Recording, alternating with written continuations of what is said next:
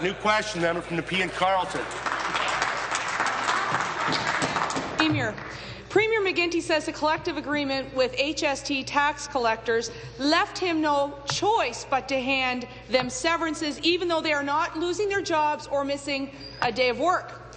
But after 6 years of broken promises, Ontario families won't take the Premier's word anymore. The McGuinty Liberals negotiated 2 collective agreements with the HST tax collectors in the past 6 years. So a question, a very simple one: how many more contracts will it take before accountability shifts from John Robarts to Dalton McGuinty? Acting Premier. Well, Speaker, I would again remind the honourable members on the other side of the House who object to this clause in the collective agreement, why did you negotiate it into the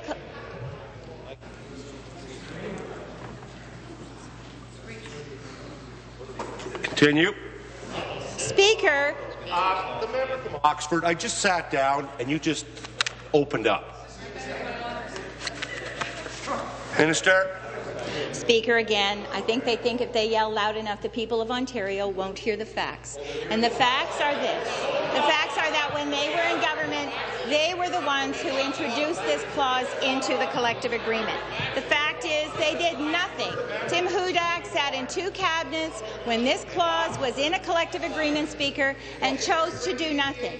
The fact is that when we came to government, we did change it, Speaker, and they are no longer entitled. New hires are no longer entitled to this. So I find it strikes me as very strange. Today they're talking about why this is not good. Supplementary. Yes, Premier wants to talk about facts. Well, here's a fact. Leona Dombrowski, Dalton McGuinty, and Dwight Duncan sat in a cabinet where 5...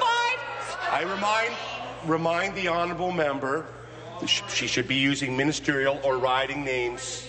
But, Mr. Speaker, they sat in a cabinet where they signed off on 5 separate agreements that could have avoided the HST tax collectors from getting a so-called severance without losing their jobs. He renegotiated the collective agreement with the HST tax collectors twice. He also negotiated the Sitka agreement, which was the foundation of the HST, as well as enacting the HST legislation itself. And in March, the McGuinty Liberals, they finalized the human resources agreement that transfers HST tax collectors to the federal government. So the question is, did the late John Robarts, our Premier from 40 years ago, influence Dalton McGuinty on that too?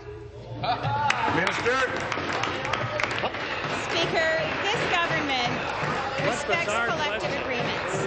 We respect collective agreements. You need more money for research. The members of the Conservative Party are objecting to a clause that they authored themselves. They failed to remove it on 2 occasions. When we came to government, we did change that. 4 new hires. We are a government that does respect collective agreements. And actually, I have an interesting quote here I would like to share with the members on the other side of the House. There are a lot of people breathing a sigh of relief today. This particular announcement gives some certainty to the individuals who worked with the provincial sales tax and now realize they have an opportunity to keep on working. That came from the member from Oshawa, Speaker, Jerry Willett. So the member from Oshawa obviously understands workers there work very hard to achieve a collective.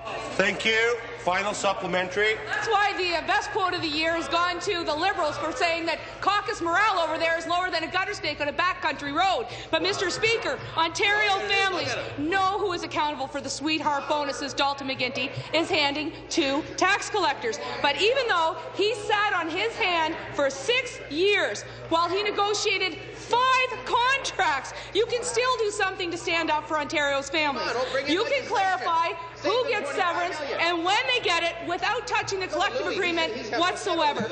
Will you amend the HST legislation and return the $25 million in bonuses that HST tax collectors in Ontario are getting? Minister.